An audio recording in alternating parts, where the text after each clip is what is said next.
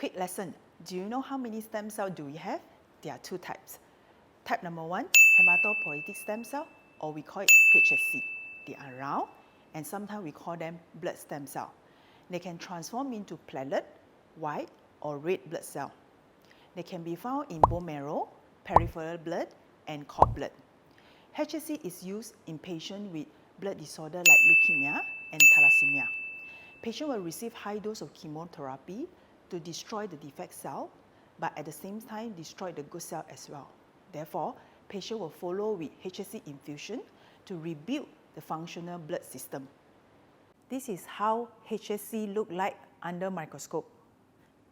Type 2, mesenchymal stem cell, or we call it MSC. They are long and thin.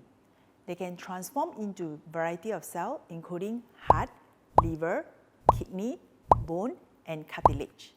They can be found in bone marrow, fat, and umbilical cord. MSC is used to treat degenerative diseases.